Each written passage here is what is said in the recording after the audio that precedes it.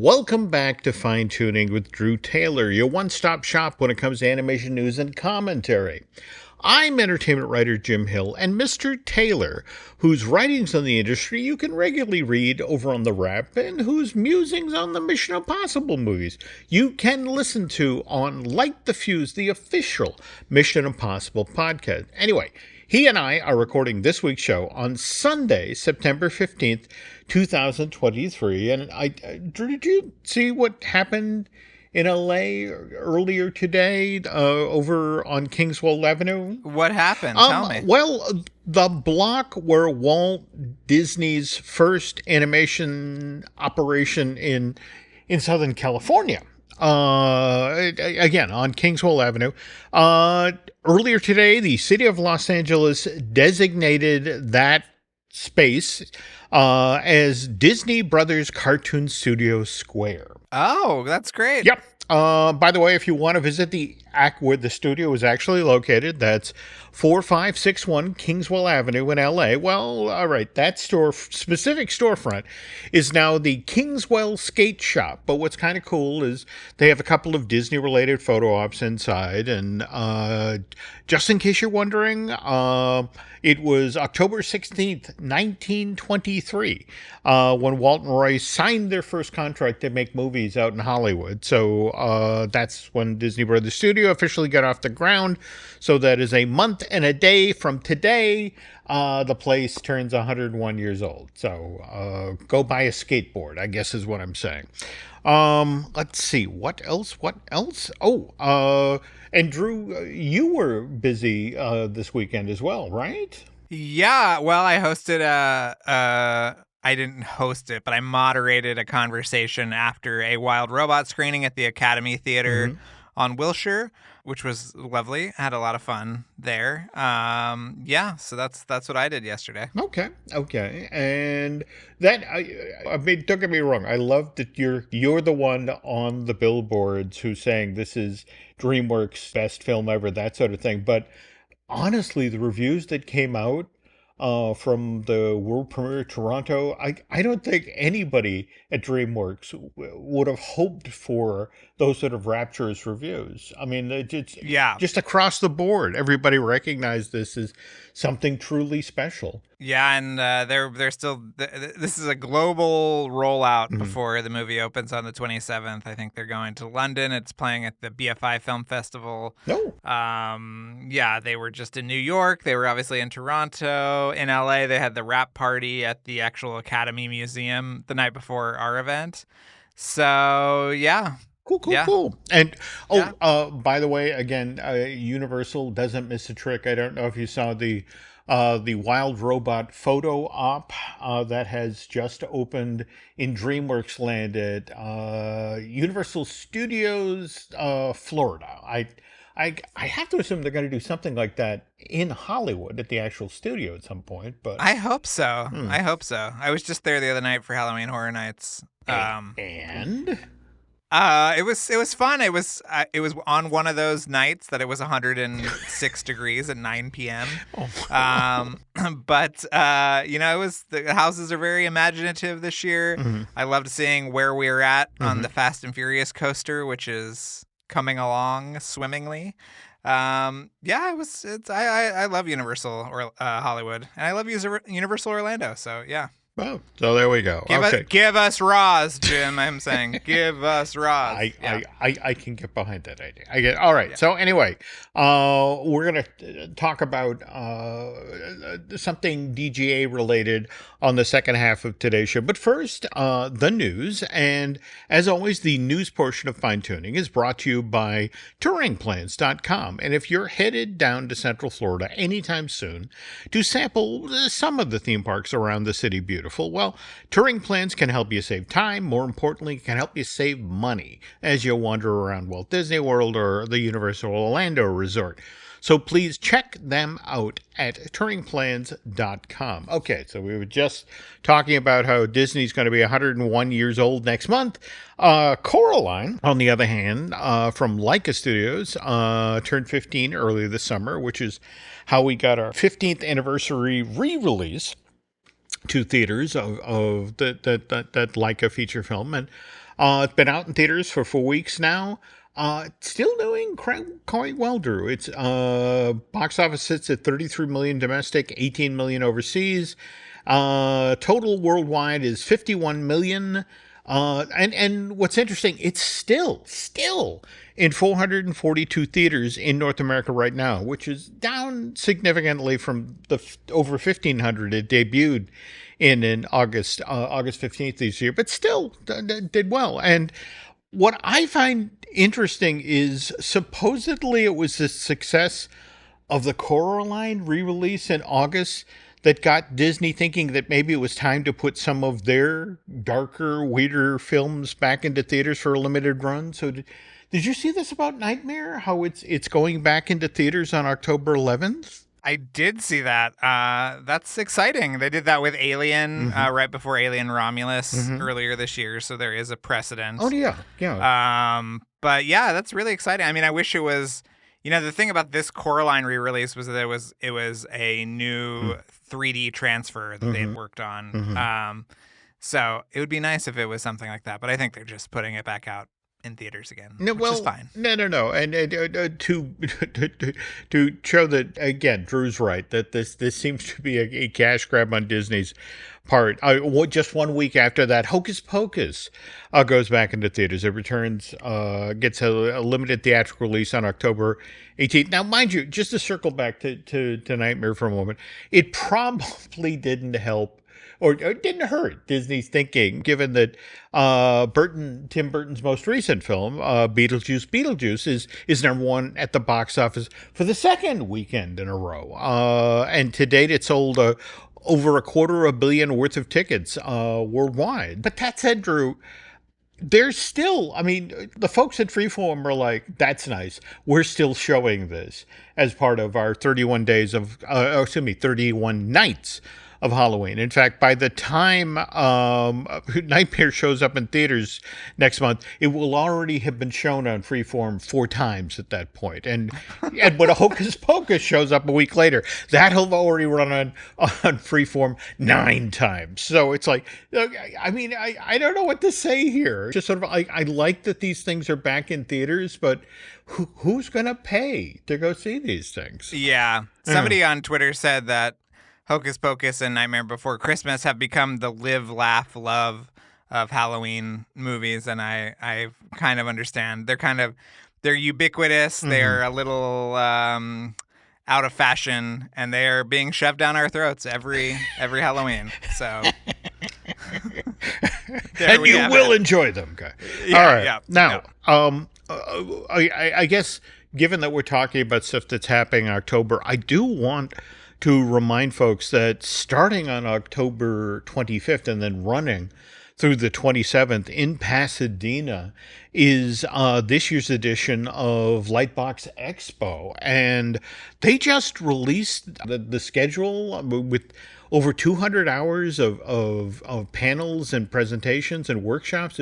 Have you looked at some of the stuff that they're going to be presenting over there? Yeah, it's great. I mean, Chris Sanders is going to be there with The Wild Robot. Shannon Tyndall will be there with Ultraman Rising. There's a lot of great panels. And if you've never been, I really highly recommend you go just to walk the floor, if you're a budding animator, to sort of see what employment opportunities there are. There's a lot of recruiting that goes on at Lightbox Expo. Yeah, and it's just a lovely time. Well, you've been before, right, Jim? Yeah, and I have to say this year is incredibly tempting. I mean, just on Friday, for example, we get The Lion King, the 30th anniversary reunion, where it's hosted by the Bancroft brothers, who have their own wonderful animation podcast. But Andreas Deja and Chris Sanders are going to be there, along with Roger Allers and Rob Minkoff, the directors, and Don Hahn. But at the same time, you're getting to see new stuff like John Musker's I'm Hip short, that he's been walking that around to festivals and that sort of thing. And I've been trying to. Did you see the Pirates of the Caribbean one too? Did, yes. That's I want to say that's on Sunday with Crash McCreery. Yep. Yeah. A lot of the design guys that worked with ILM, and Gore on the original Pirates of the Caribbean will be there.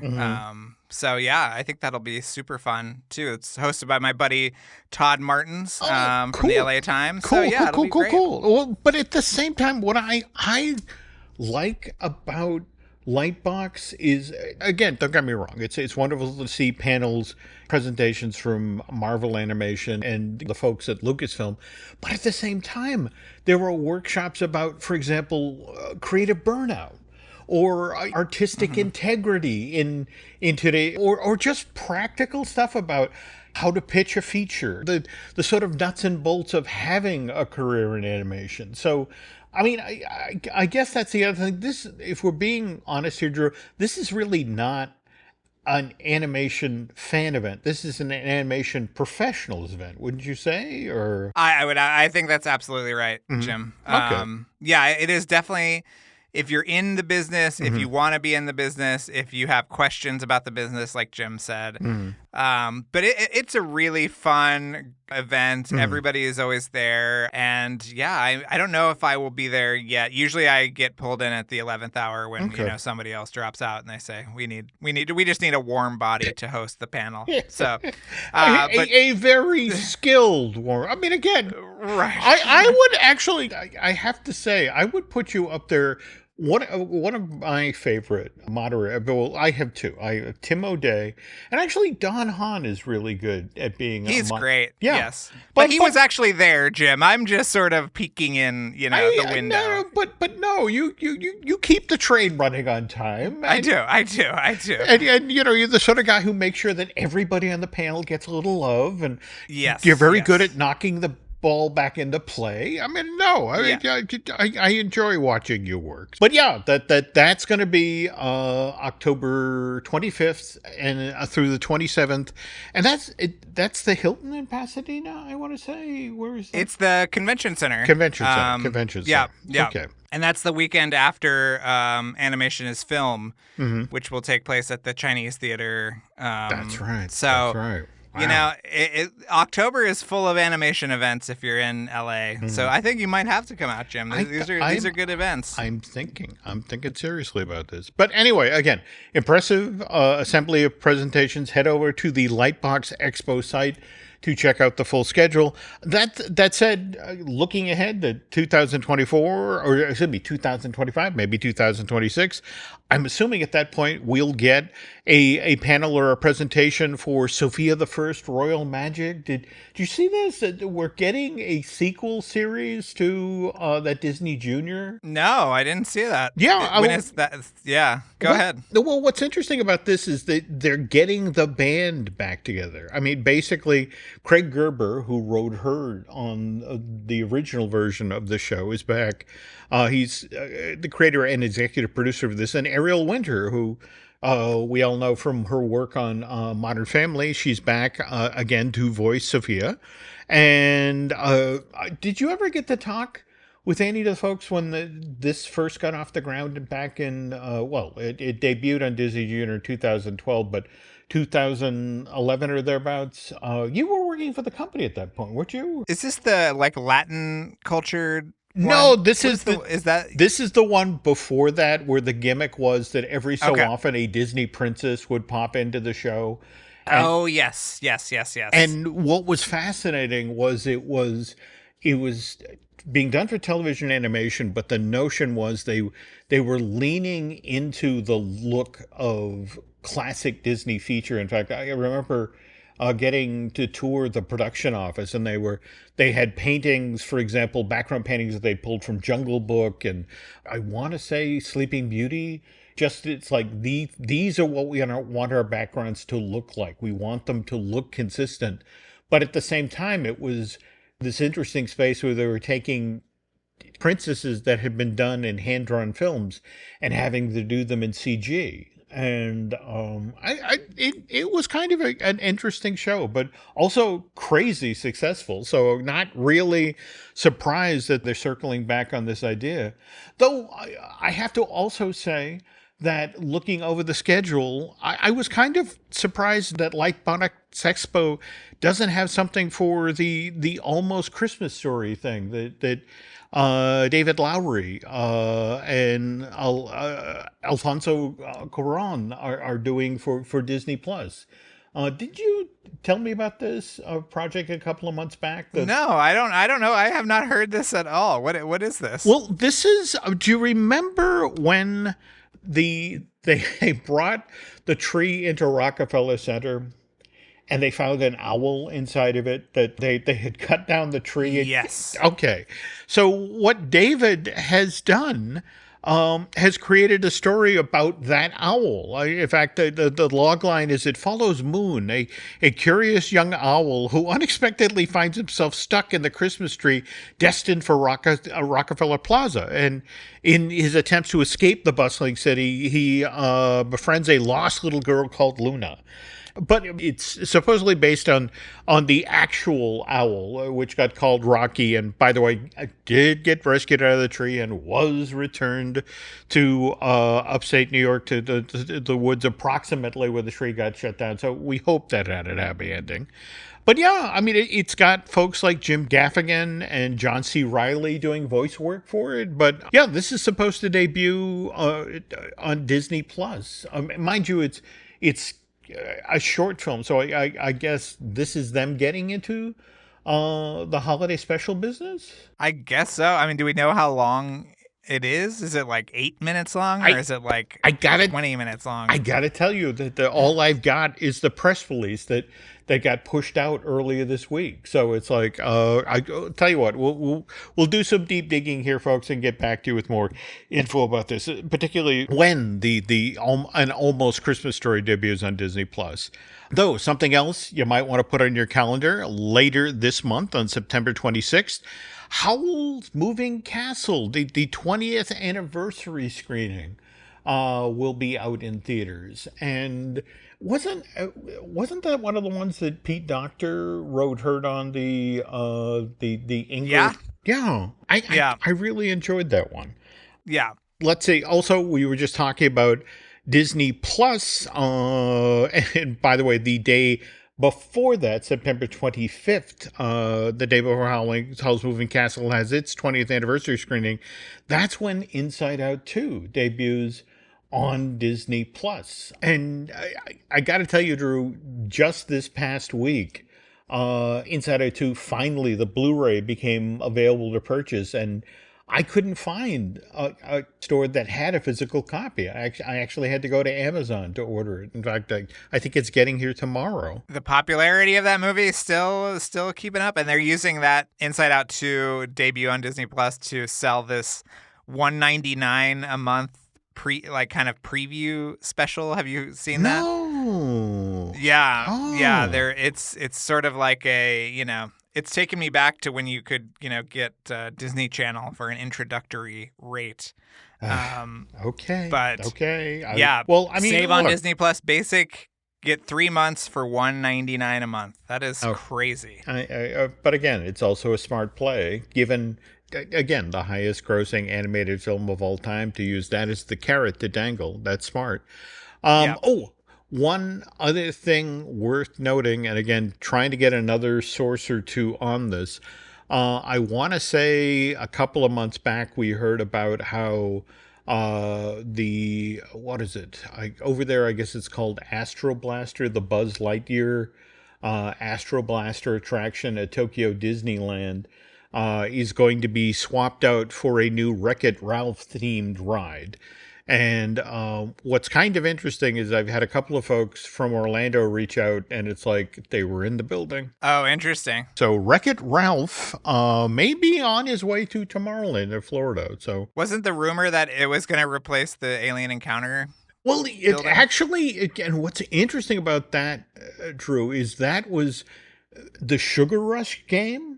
And the idea was that you were actually going to climb down into a racer and put on a VR helmet. And then that the idea is you would compete in the game. And they were going to use the two different theaters that they had there for, well, God, this is going all the way back to Flight to the Moon with those two theaters.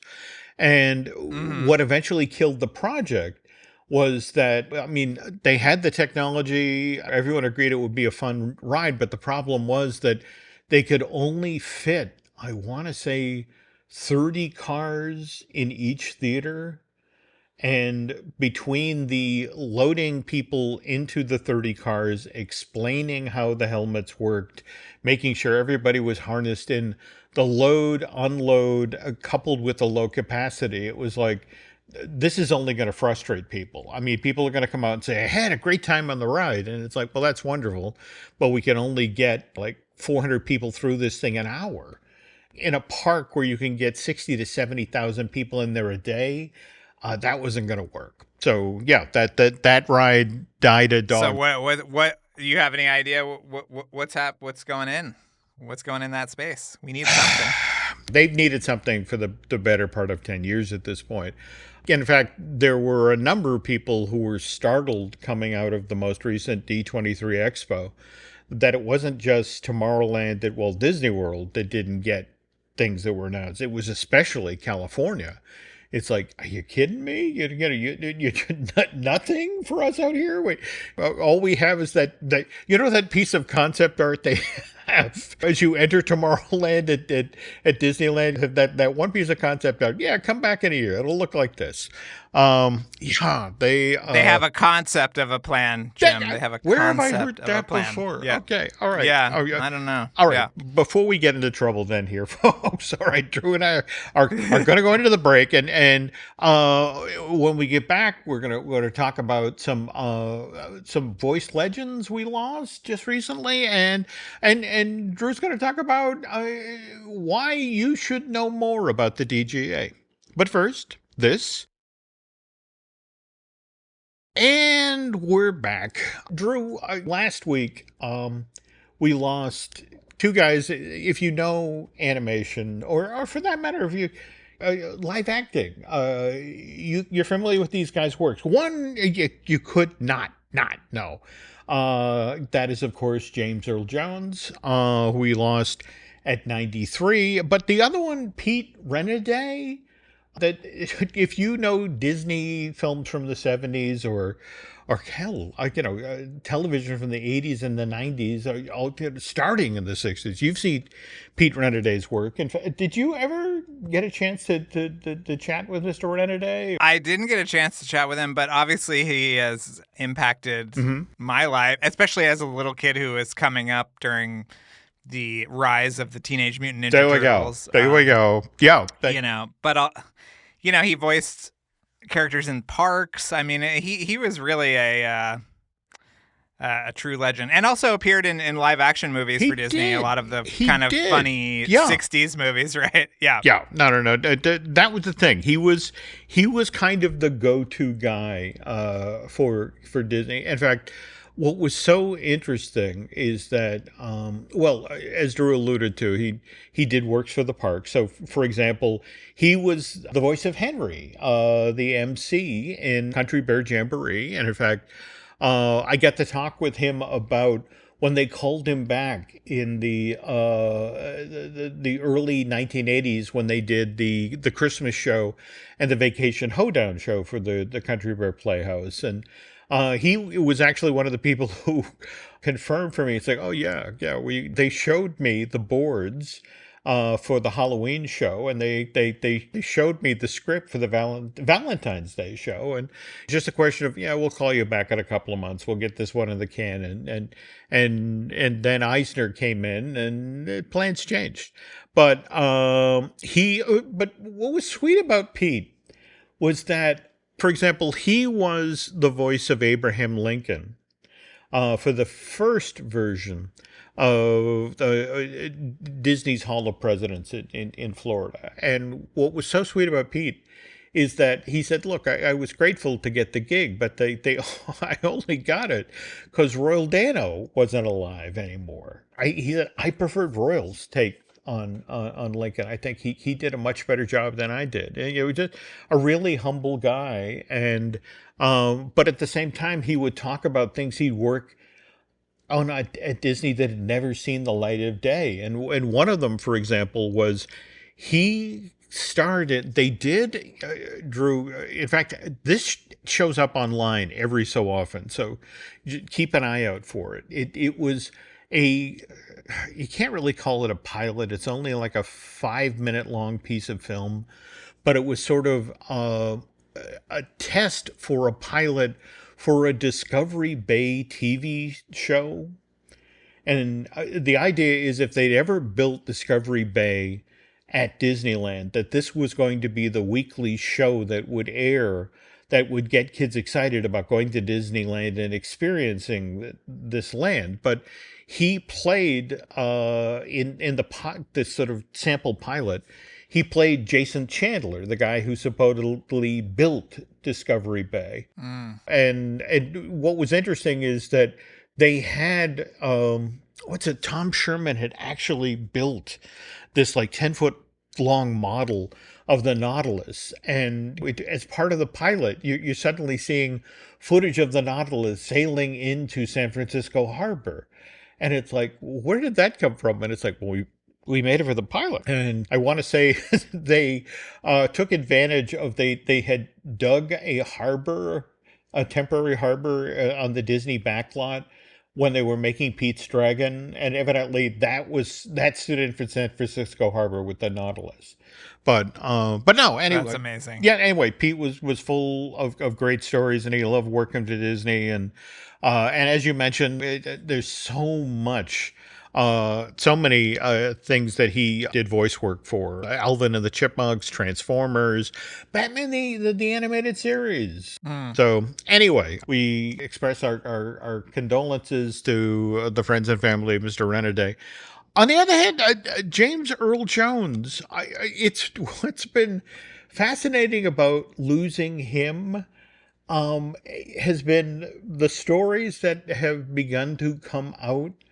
Like, did you hear that one about him when he made his appearance on The Big Bang Theory in its seventh season? This was the episode where he I guess he and Sheldon, the idea was that they were doing a ding dong dash at Carrie Fisher's house, but it turns out that in all the time that he'd been making Star Wars movies, he had never met Carrie Fisher. Wow. So they met on the set of The Big Bang Theory for the first time. And evidently, Carrie was like, "Dad!" Just a big hug. That's funny.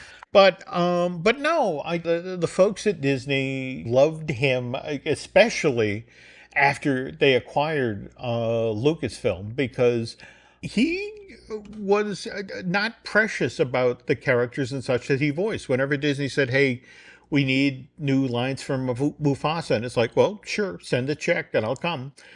Same thing with doing more stuff for Darth Vader. He did Star Wars Rebels. He did.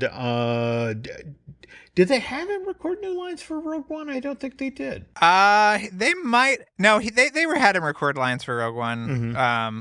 I know that in the later years they were using some kind of like proto-generative AI kind of stuff to help. Mm-hmm.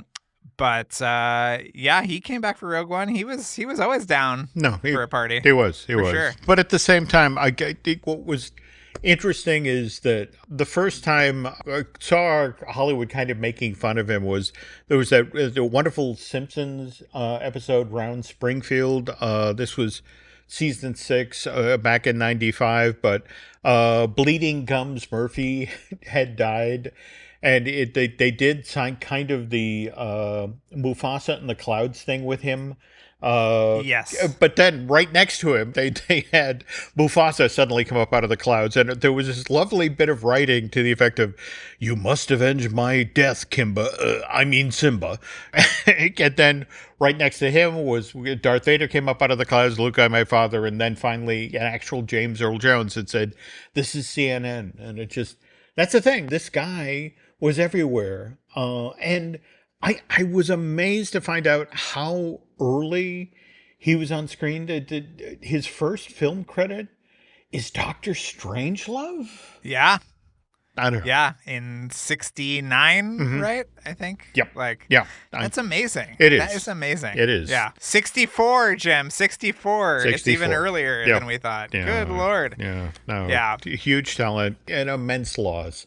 But was doing voice work for animation as far back as '81. In fact, we want to say it was an afternoon special, early version of Beauty and the Beast. But anyway, again, huge loss, huge loss. So, all right.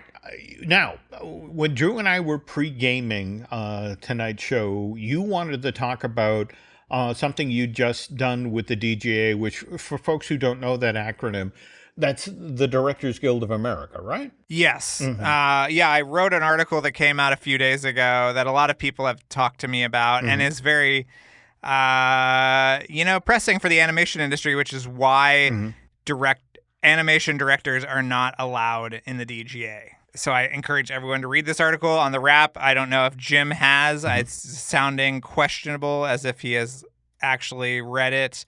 But I talked to Brad Bird and people like Clay Katzis, who has made a very impassioned charge about this. He directed the Peanuts movie with which Jim and I love.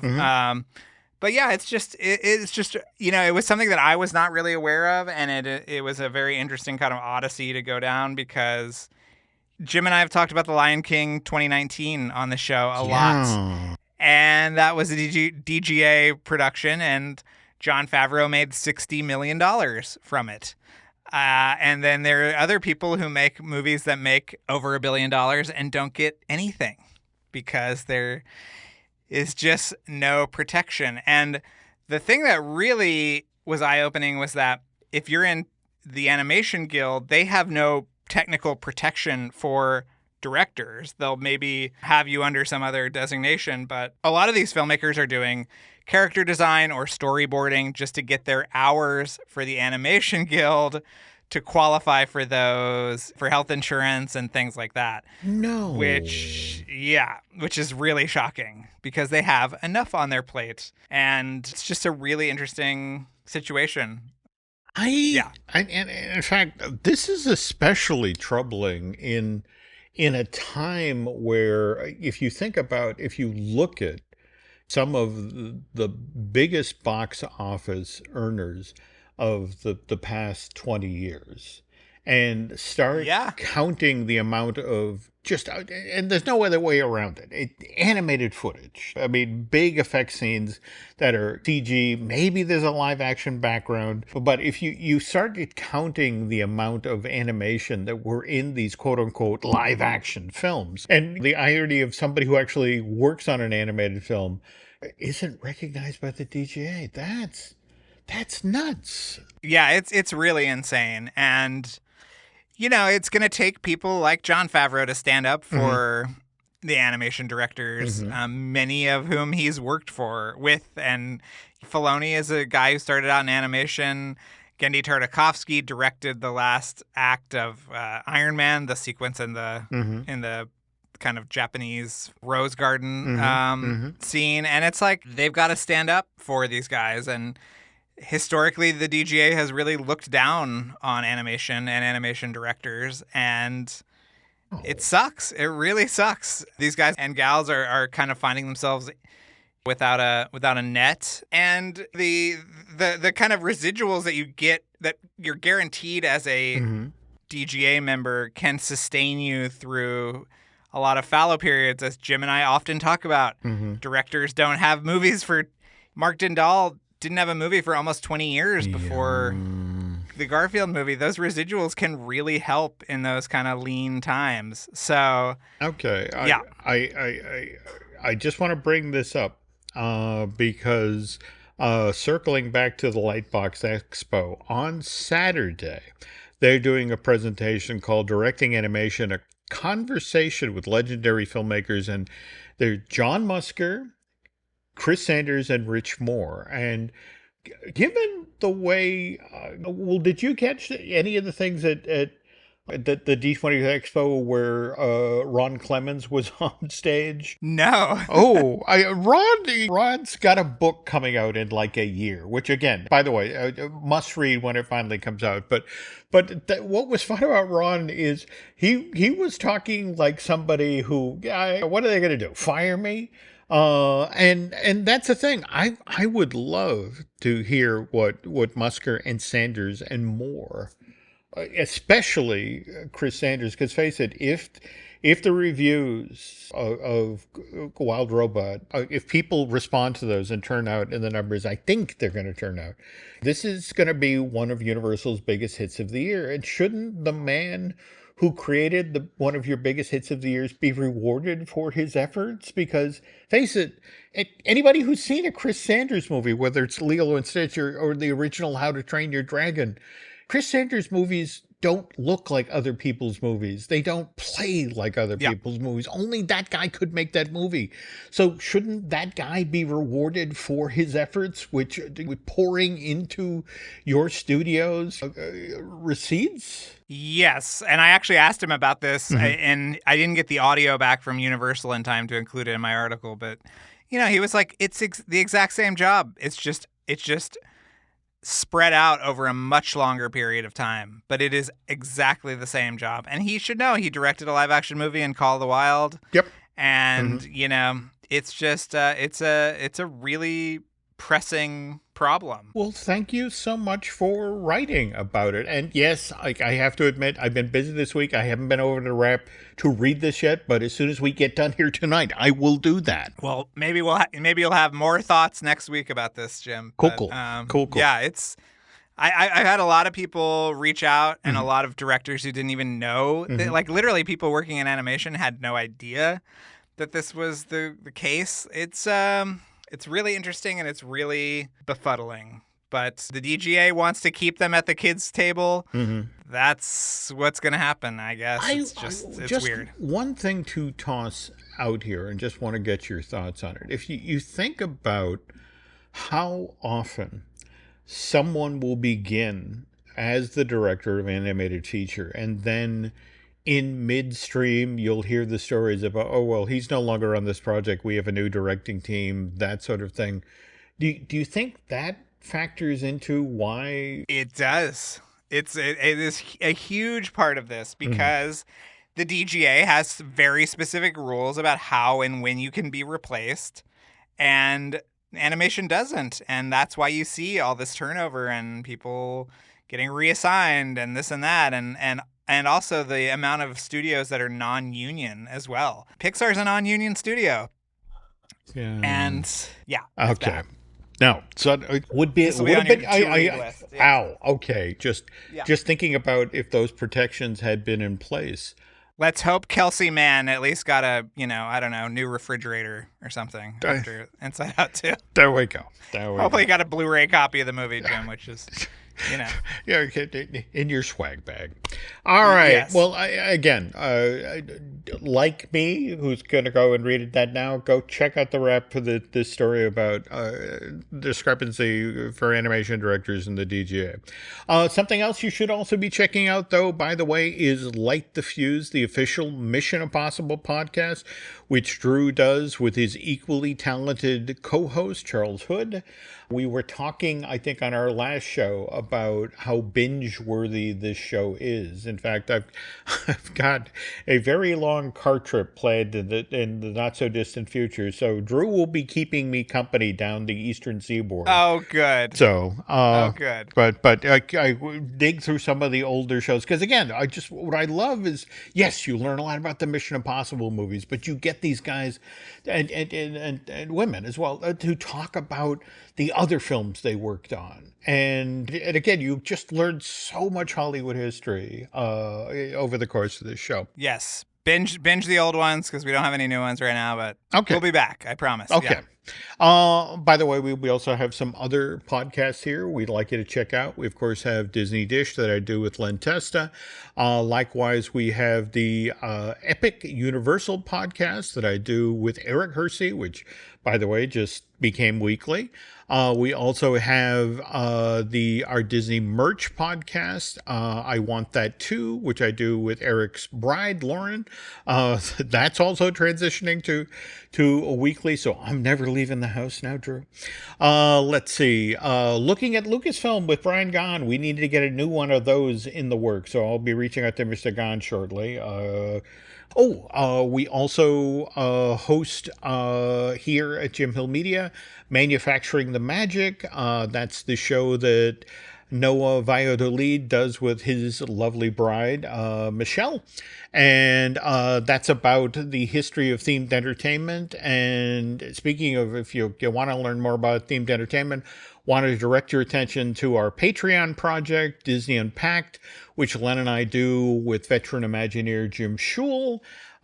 This month we are talking about Dumbo the Flying Elephant, the spinner ride for the parks that seemed simple, had an amazingly complicated history. Next month we're going to be taking a look at the Equatorial Africa pavilion that was proposed for Epcot and almost got built. And while I'm plugging away here, I want to point out that Jim Schul actually has his own YouTube channel now and has a wonderful series over there called Disney Journey, and you should check that out. Let's see. Beyond that, one last favor before we head out the door here. If you could do Drew and I a favor and head over to Apple Podcasts and rate and review, well, not just the show you're listening to right now, Fine Tooning, but also Light the Fuse, again, the official Mission Impossible podcast that helps folks find the show. And speaking of finding things, Drew, where can folks find you on social media? You can find me at Drew Tailored, like a tailored shirt, Instagram, Twitter, wherever. Okay. Yeah. And Jim, what about where can people find you? Let's see. I am on X, Twitter, whatever, and Instagram as Jim Hill Media, and over on Facebook at Jim Hill Media News. And again, that's going to do it, folks. So thanks for listening. And on behalf of Mr. Taylor, we will be back soon with a brand new episode of Fine Tuning.